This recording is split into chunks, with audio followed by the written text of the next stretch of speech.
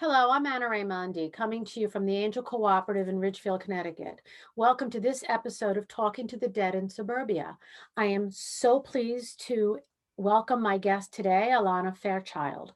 Alana is a creative visionary, spiritual teacher, and a beloved author from Australia.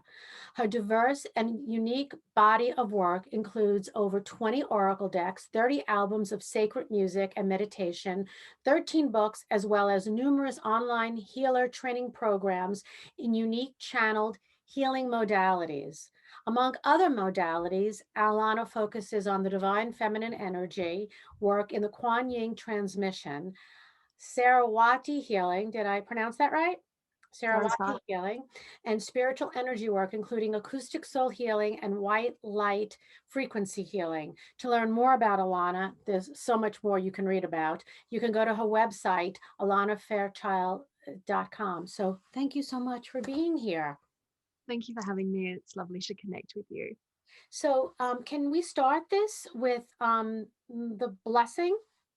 Yes, yeah, I just wanted to share a short sound blessing to really connect us to our hearts and our beloved Mother Mary, who's just been so strongly around for the planet and in my spiritual practice. I felt quite inspired. So to receive it, I just ask that your listeners connect with their hearts for a moment.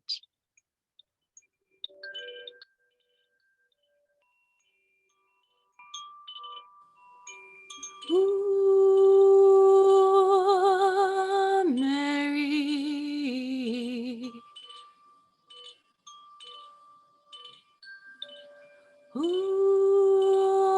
Ave Maria. Hey.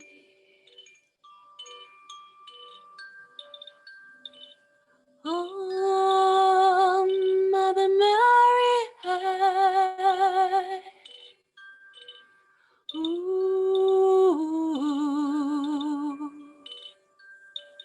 Mary. Hey.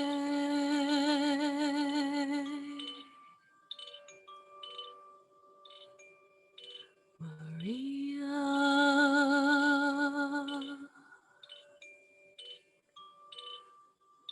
Maria,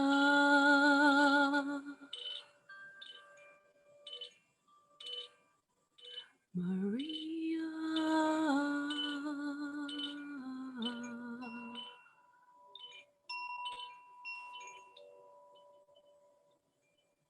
Oh, thank you. That was so beautiful. I hope everybody who listened to that can re listen to it and really let it go into your heart. I think it's so interesting in speaking with you today because our paths are very similar. The connection to Mary.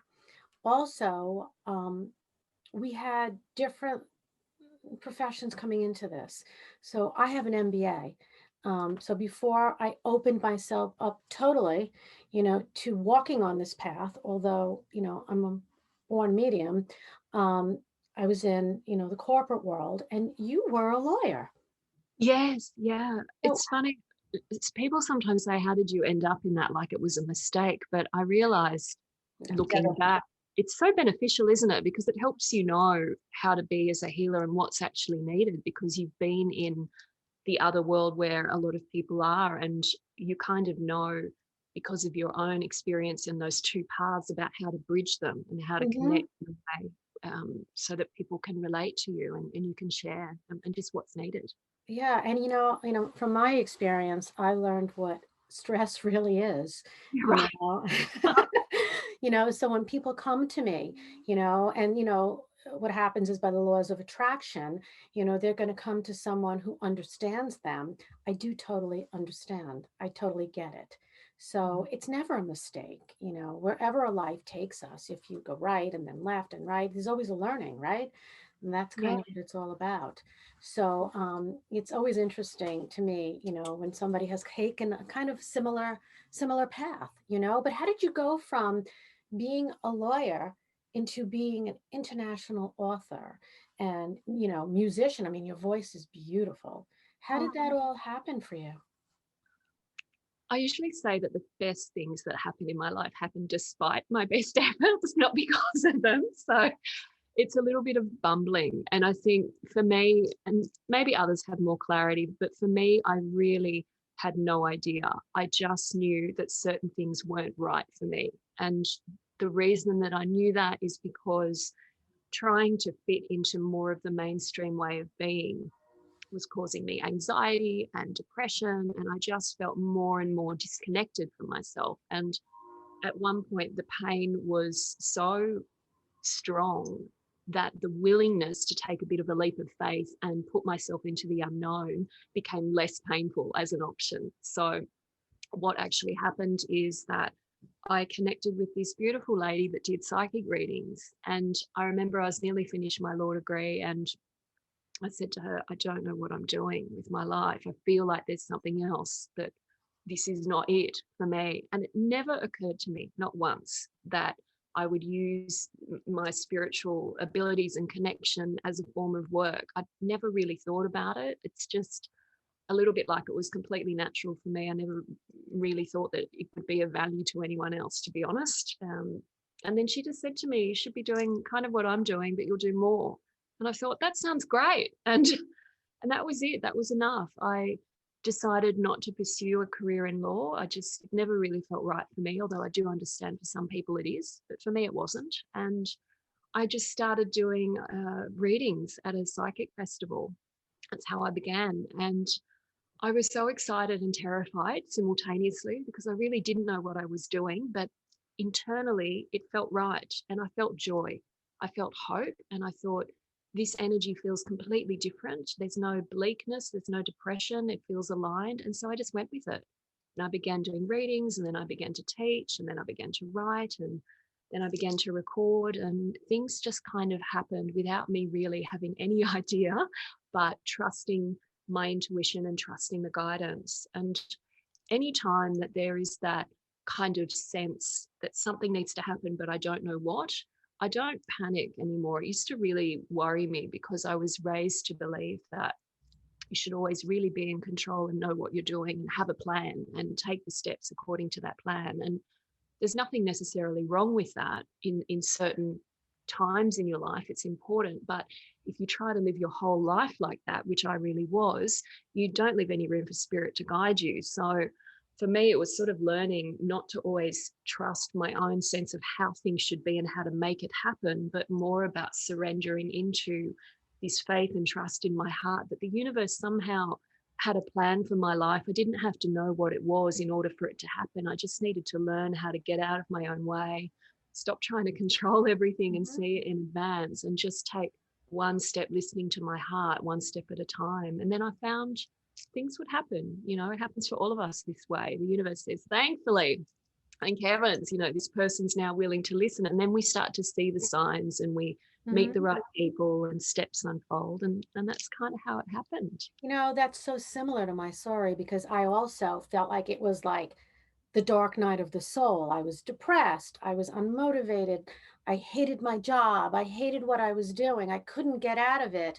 And then it was like, what am I going to do? Where is this going?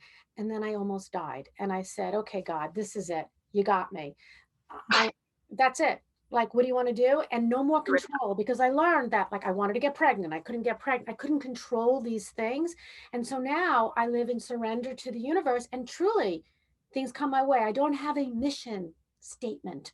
I don't have a plan. I just let the universe do it. And people will say to me, how do you do it? Well, you believe that there's something greater that can take you along the way. And That's beautiful. and that's what happens. And I love, somebody else that feels that way besides me. And you can lead people into understanding that they can be that way as well is pretty great. But your voice is beautiful. Did you sing before? You know, it's so funny. I've always loved singing since I was a little girl, but I had a lot of issues around my voice. And I found that I projected pretty much every insecurity and every fear that I had about myself, and that I picked up from society, about you have to be a certain way and you have to sound a certain way. And all of that kind of went into almost like covering up the voice. So whilst I would sing, it was very complex for me, and I wasn't able to do what I just naturally do now, and it feels fine. It's quite relaxing, actually. I enjoy it. So just off the cuff, whatever.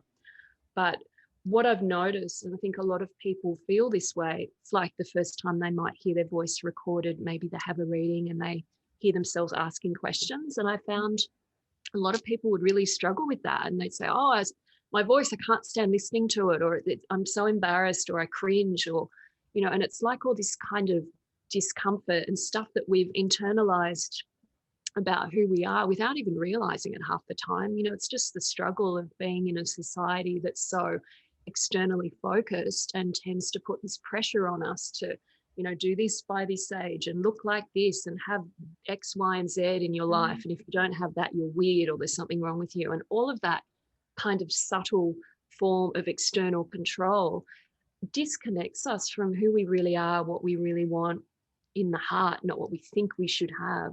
And I think in that process, we can develop this really kind of not very loving relationship, very critical, very fearful of judgment kind of way of relating to ourselves. So I found for me, the more that I was able to begin to just gently challenge that and just say, you know what?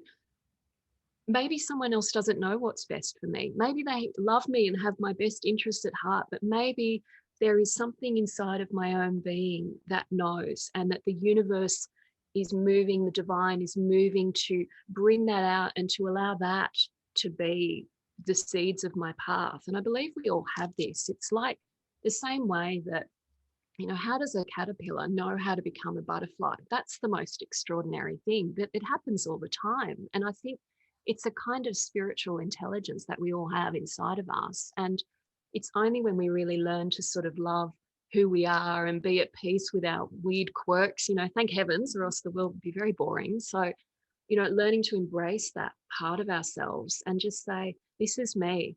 And who knows what I'm supposed to become? Maybe I'm a grub at the moment, but maybe I'll have some amazing iridescent wings as I take this journey. But you have to kind of trust yourself and learn to challenge the things that you've, inherited maybe from people who meant well, but had their own issues, to not allow that to silence you and to not allow that to keep you stuck. Because I think if you're in a life where you feel trapped or you feel like it's closing in on you, it's quite possible that there's a path for you that's very different.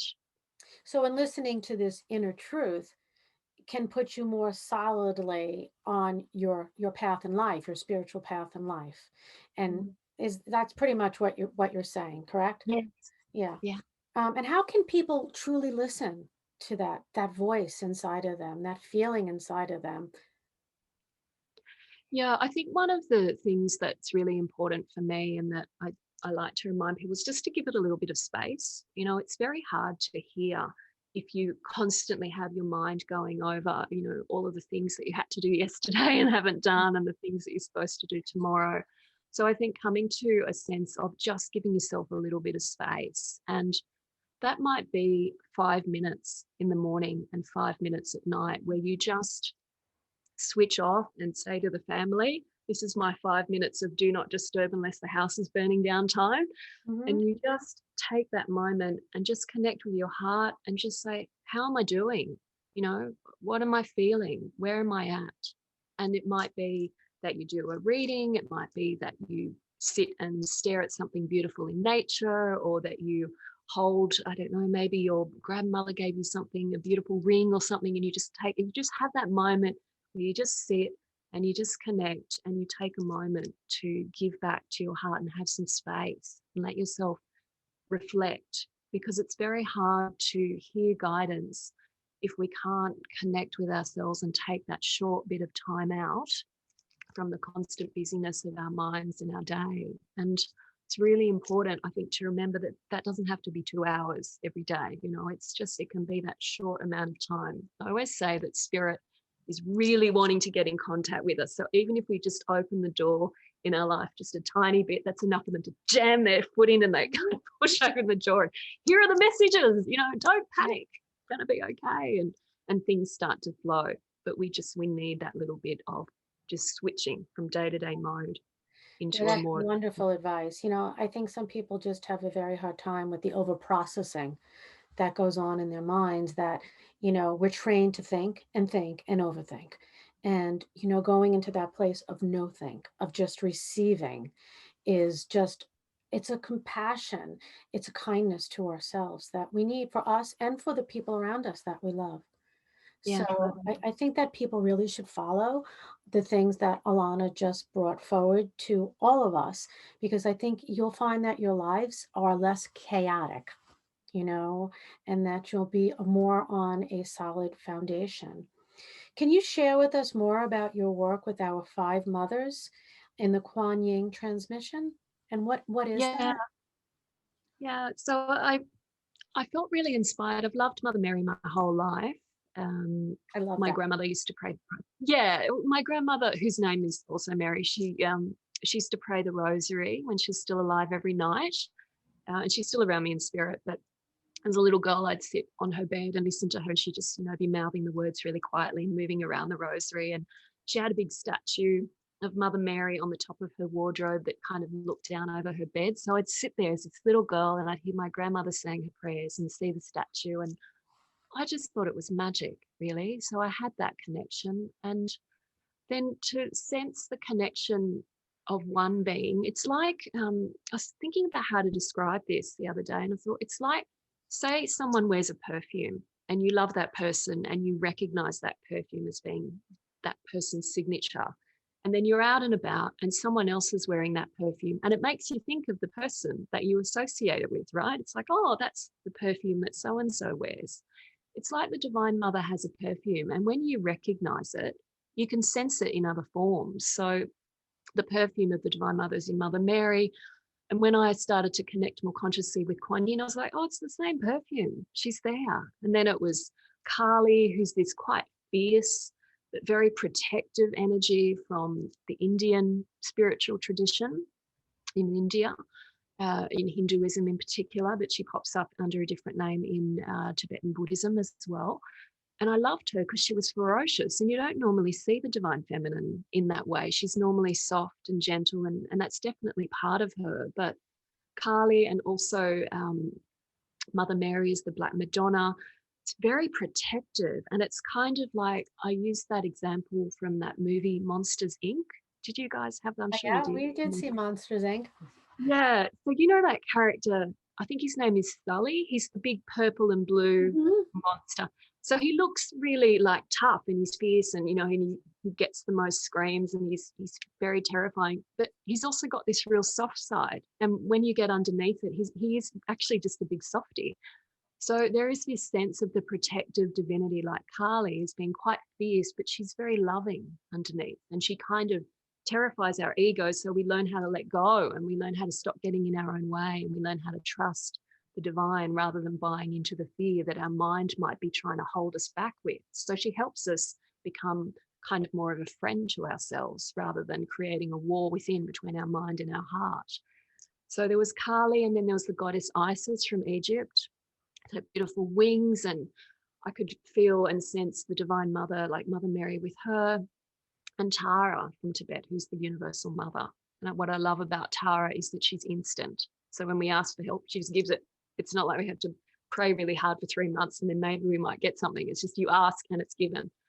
And so I thought, these are all the same perfume. And I loved that they came from different parts of the world and completely different spiritual cultures, and yet they're all the same. And I think in this day and age, there's so much diversity, and that's wonderful. Otherwise we'd be one garden with one flower. It's like we have many, many flowers and trees and crazy creatures, and it's fabulous. But sometimes in all that diversity, we forget what unifies us, and we forget that we're all just human.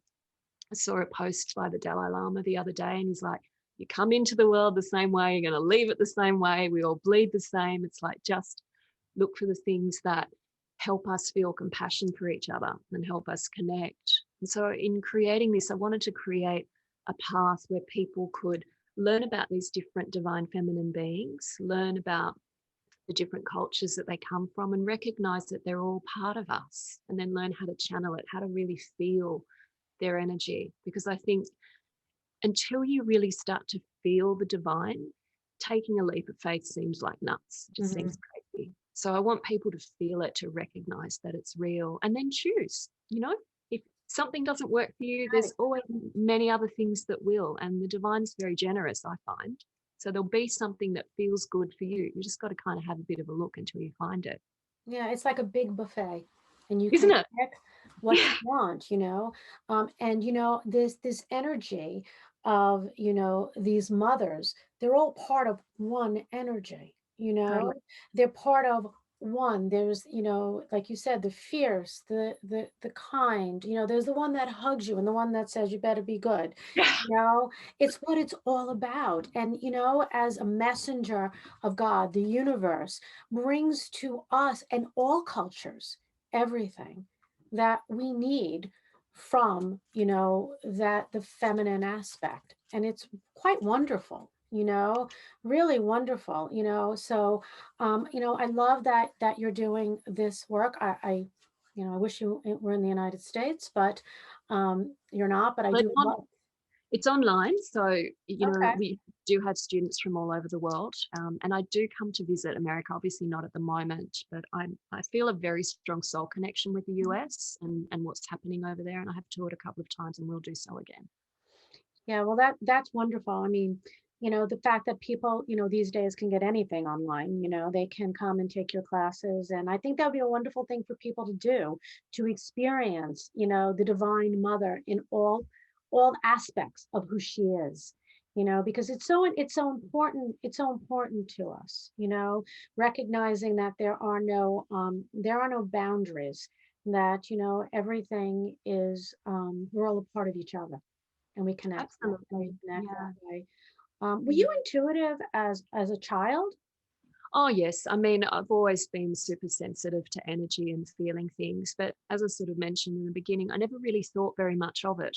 I just kind of thought, well, probably everyone has this. I just thought if it was that's what I could do, then everyone could do it. And it was really, to be perfectly honest, I'd been doing the work for a while before it really struck home that Mhm. this was not something necessarily that a lot of people had. And then I thought, well, it's so wonderful. And, I get so much support because being human can be really tough. It's Oh like, yeah.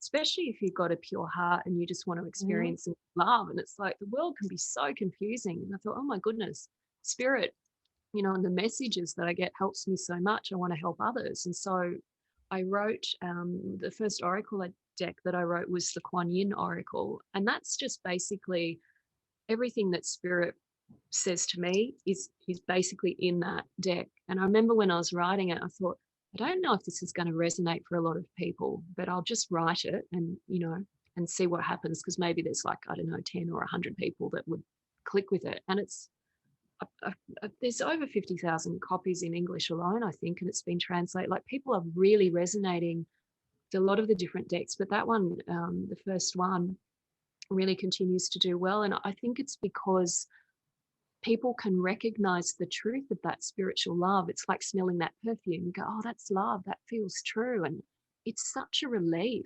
I think for those of us like yourself that are doing this spiritual work, when people hear your voice and what you have to say, it's such a relief, because the energy that's in mainstream culture is very fear driven, and it's Mhm. tiring. Oh, it It's is really tiring. tiring. It's tiring. So, Yeah. what advice would you give to people in these turbulent times that we're living in right now? I think it's really important to be completely honest with yourself about what you're feeling, and to just say, I feel a bit crazy. I feel a bit like I'm being tossed from pillar to post and I need some help. And to recognize that recognition of needing help is not weakness, it's wisdom. It's Hmm. wisdom. So when you can say, I need some help, then you can think about, well, where's the best source of that help going to come from? And it's not usually going to come from someone who's in as much of a muddle as you are. You can maybe help each other a little bit, but what you really want is to have a firm, steady foundation that you can feel supported by, whilst everything around you might be going a bit nuts, whilst your own mind may be stirred up every now and then. But you have this place where you can rest, and feel steady, and there's peace, and there's a sense of nourishment and joy, and it's always there. It never goes away, never leaves you. You know it's always going to be there. You just need to turn your mind to it. And that's our spiritual connection. And it's a little bit like reconnecting with a long lost friend for a lot of people. We don't always think about it. But if you have that kind of, that girlfriend that you never really speak to that often. I have a girlfriend like this. She moved to another state, and it might be 2 years in between us seeing each other, might have a few texts, but then we sit down to have a coffee together. And it's like no time has passed at all, blah, blah, blah. And we're chatting away, and it's just the same thing. The divine is like that. It's never away from us. And no matter how long we get caught up in our fear and our worry, the moment we decide to come back and connect, it's just like it's there. And the more that you give it that little bit of energy, like a good friend, you give that bit of attention, send them a text on their birthday, you take that time to connect with that attention, it gets stronger. And then what happens is that thing that starts as this kind of maybe quite small, you've got to work really hard to find it. Where's that bit of peace? Oh, there it is. Oh, that's right. Oh, Mother Mary's with me. Oh, the universe is kind, and this is a growth phase that we're all going through, not a apocalypse. And okay, there'll be a way through it. And you start to calm yourself, and you remember your spiritual connection, and you settle into your heart, and you just remember the simplicity that spiritual connection is really just the thing that is greater than our limited perspective. So from our limited perspective, when we're in the storm, it's terrifying. But from the greater perspective of spirituality, it'd be like seeing the planet saying, oh, that storm's releasing energy there. And then there's a counterbalance of the volcano there. And oh, the forests are clearing here. And there's a fire there. And there's rain here. And it's all part of something that's moving. And you also have the sense of, oh, look, that's going to finish quite soon. Can't tell when you're in it, but you sort of start to see from a different perspective. And what happens is that as you practice resting in that, it gets bigger. And then that becomes more of what you rest in. And then the stuff that's going on around you, sure, you'll feel it a little bit, and you'll have to engage and you'll have your struggles because we're all here to grow and learn. But instead of feeling like that rips through you, you have something inside of you that's steady and that's stable. And that's really, I think why a lot of us do the work that we're doing, because we want people to feel that. We want people to know that it's going to be okay and that there's something that can support them. But they have to make a decision about whether or not they're going to give themselves that little bit of time, and then find the practices, it might be through your work or my work. There's so many people. Finding the person that you click with is the important thing, and then saying, okay, what practices can I begin to use and experiment and explore to see what helps you feel like you can drop into that and start to grow it so you feel more steady no matter what's going on around you. And I feel that as we do that, it's contagious, So even if we're not speaking to it, it's that feeling of, why is she so peaceful? Like, I want that, Yeah. and the energies tends to mingle with each other, and it's a beautiful disease. It's not COVID, it's something beautiful, and I just love that. Like, we all know what it feels like to be around someone so peaceful. Like, some people get really angry, like, why is she so peaceful? Is she not paying attention to what's going on? And the answer is, yeah, I am, but maybe I understand it in a different way. And so to speak to it or not speak to it, it spreads around the vibration, because you're raising your vibration when you do that, and it spreads it. Yeah, which is really pretty nice. Your decks are beautiful, but more than that. So I'm opening up the White Light Oracle, which Christy says she can't keep it on her shelf. This is the book that goes along with this. So it's not just the cards are beautiful. I mean, there's so much. Right. I mean, I don't know how you have the time to do this. I don't know either. There are books. I mean, every card is explained and the words are little, okay? Yeah. Because I can't read this without my glasses on. But there's so much explained in this. It's so beautiful, the way that you explain it and go into it. So the card right before you came on, I chose a card, and this was the card that I chose, which is interesting because that's my power animal. So this was the card I chose, can you tell me something about this? I'll answer. Well, so this is the light. It's like the divine light.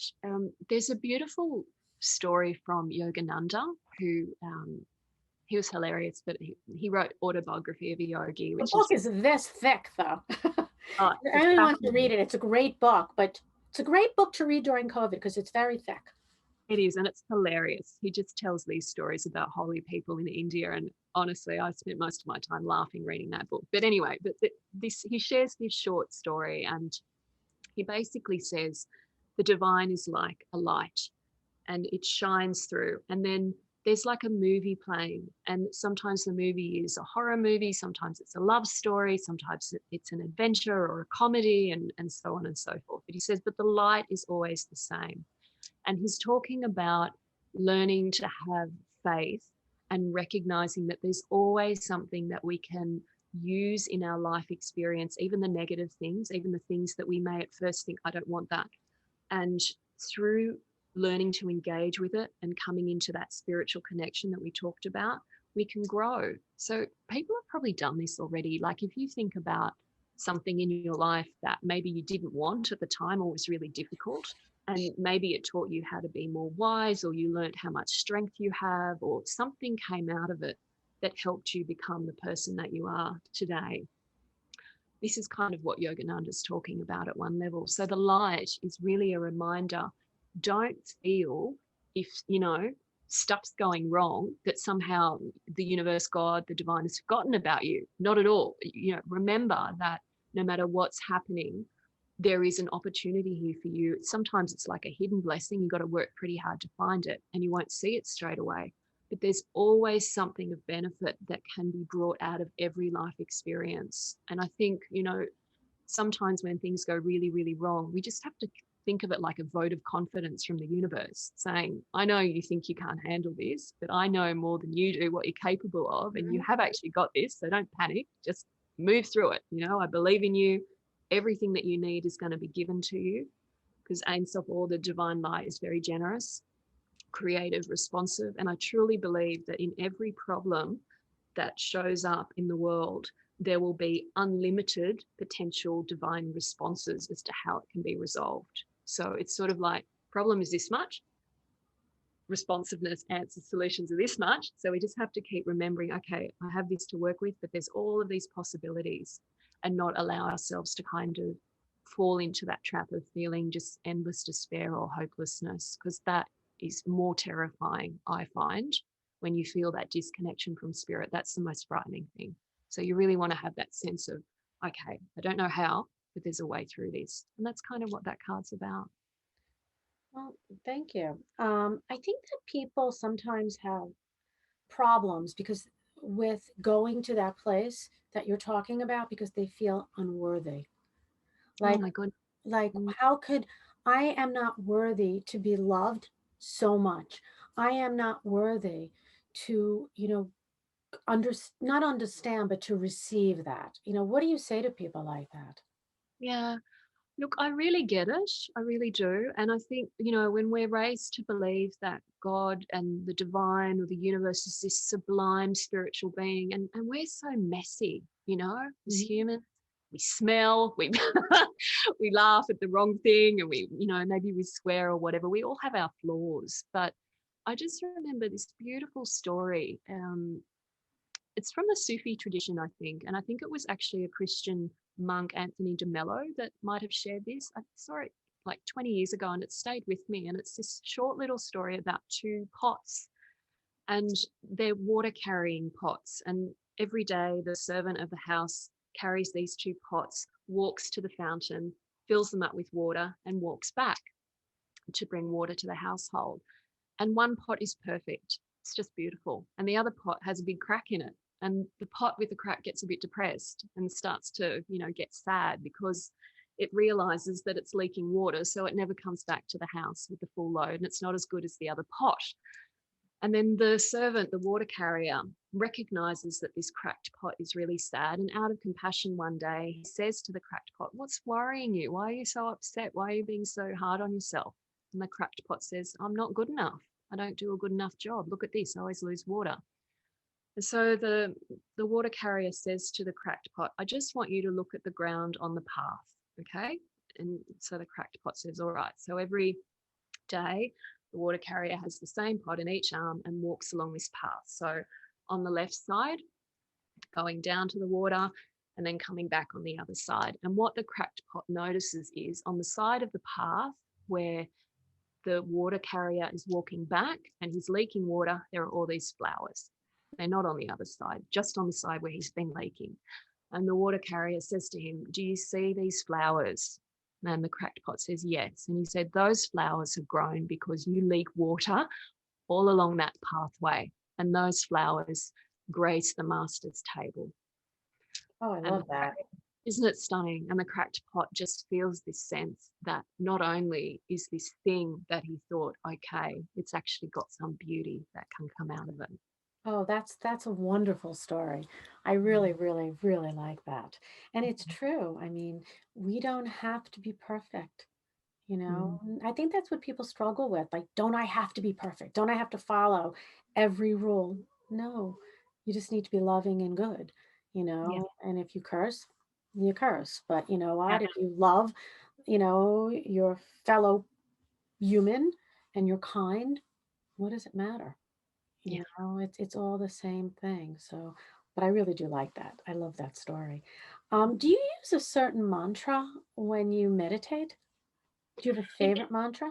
yeah, it varies, although the one that I use a lot is really, really simple. And it was taught to me by my Tibetan master. And it's Tare.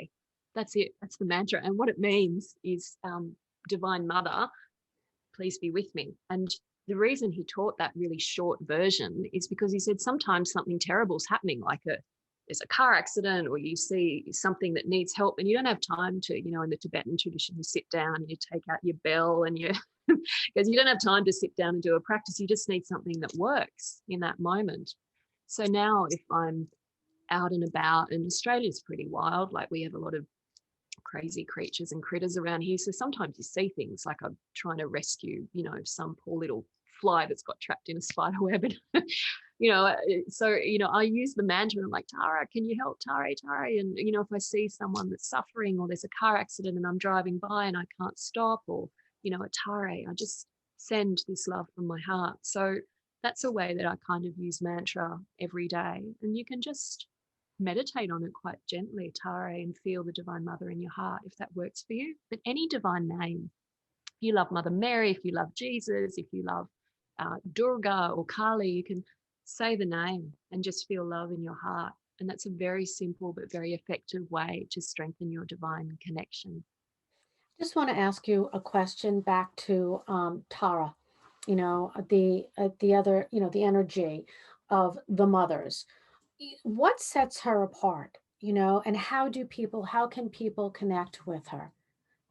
It's funny, the Tibetans teach that even just so if you're listening to this podcast and you've heard me speak about her, that in some lifetime, if you believe in reincarnation or some spiritual grace already exists that you've actually heard about her. And so you have a relationship with her already. It's just like you might not remember it consciously. So any kind of heart connection or desire to have a heart connection with a divine being, according to the Buddhist tradition, and I agree with this actually, basically says it's already there. So now it's just a matter of how you want to work with it. Mhm. Do you meditate? Do you want to pray? Do you want to maybe Google and learn about her? Or, there's all those different things. But I think there's a couple of things that set Tara apart. One is her swiftness. She's really a lot of people think she's a great goddess for Westerners because we're so darn impatient. We we want Right. everything yesterday. So with Tara, she will manifest instantly the response to our question. If we need to know something, it will come like that. Our biggest struggle is to have enough faith to believe that that's possible and to not get in the way. Because sometimes without realizing it, we put these kind of impediments before spirit and we go, oh, I really want an answer to this, but in our minds we think, oh, but it's going to need to be 6 months for that and I'm not quite ready, and oh, what if and we kind of set all these walls up. So with Tara, we really have to be willing to get the answer and to say, okay, I'm ready for this. I trust that I'm ready to let go of this problem that I might have been holding on to, as a kind of weird security blanket unconsciously for a while. What would it be like to not have that anymore, to have the solution? And our minds might go, oh, that sounds pretty good. But then when you think about it, it might be like, oh, who am I without that problem? But, what will my life be like if I'm not constantly worrying about that? So we have to be willing to kind of let go. So that's one facet with Tara. The other one with her, she manifests in any form required. So again, I mentioned Tibetan Buddhism because that's the tradition where she's very strong. But and she is in other traditions. She pops up in Hinduism as well. But in Tibetan Buddhism, they say she will take whatever form. So if the person who's asking for her help needs a car, she shows up as a car. If she needs to show up as an opportunity or a connection, she'll show up in that form. So Tara really shows something that I think is really important about the divine, which is it's incredibly practical. People say sometimes that the spiritual path is this wafty, or it's self-indulgent, or it's not about the world. And that's just complete BS. I don't believe in any of that. I find that spirit is very practical, wants to help us deal with our problems, become very real and very connected to our essence, and grow our light so that we can help people and we can become what we were born to be, that butterfly nature, literally give it that sense of that light and those wings. Yeah, without the complication, it's just kind of letting it happen, letting it flow, Have you written a book specifically about the five mothers? Yes, I have. It's called the Quan Yin Transmission, and that talks about the five different goddesses, how they connect together, some of my life story, because I've got some stories to share with you about about how I found them and what they look like in our lives when they're in the world with us, And so it's like my love letter, really, to the five mothers. And there's practices there that people can do as well. Oh, well, I have to pick up that book. Oh, we'll send it to you. We'll send it to you. Yeah. I just, I have to tell you, as you're always the student and the teacher. And I have learned so much from these podcasts about things that I need to learn and want to connect with, or things that I have within me that are expressed differently by somebody else. And the language is a little bit different, but it's the same. And it's so exciting. So exciting. I don't know how you have the time to do all the things that you're doing. Woman, I don't know either. It's incredible. I mean, you write books, the oracle cards, you're doing classes. I mean, I know you were filming something yesterday, I think it's wonderful, but I do feel like spirit does give us the energy to do all these things. Yes, it's like pots on the stove. I never used to be able to. I've got better at doing it. I always used to actually feel a little bit of stress and anxiety when I started something and it wasn't finished yet. I really wanted to get it finished. Now I have so many things going at one time, Right. but I don't try and control it all. I just leave it like pots on the stove. And I know when one starts to bubble, it's like, oh, I need to deal with that today and this. And it's the only way, I think, to not be stressed. So I let spirit kind of push me. And that might sound very mystical, but it's quite practical. I think sometimes people would already be able to relate to this, say that you're, I don't know, at work and all of a sudden you feel like, gosh, your child pops into your mind and you sense something, or you suddenly think, oh my goodness, it's so-and-so's birthday. Or it's like we get these nudges, but it's just learning how to kind of create again some of that space mentally so that we can feel them a little bit more readily. Yeah. And I think that when you do trust and you live in surrender, there's a peace around that. Every once in a while I'll say, like, I'll look at what I'm doing and say, oh my God, like, how am I going to accomplish this? And then I think, Right. you know what? It all happens. It Yeah. always does. It just happens, especially I think when your heart is in the right place. It all, and that's, what I tell people all the time. Like, when you surrender, don't surrender with your right hand to take it back with your left. People do that all the time. Well, I'm going to give you this, but you're not working fast enough. So there comes right. It does. You have to have a little patience too, which is probably like the thing I need to learn most in life is patience. So I get not having patience. But yeah, that's what people do. And so, it's an interesting life, it's not easy. It's not perfect, but when you walk the path, I mean, I know, I hear from Mary, I talk to Mary, I know she's with me. I can go to her with my problems like I would to my mother. Not that I'm a Christian, I do go to Christ, I believe in God, I believe in all of that.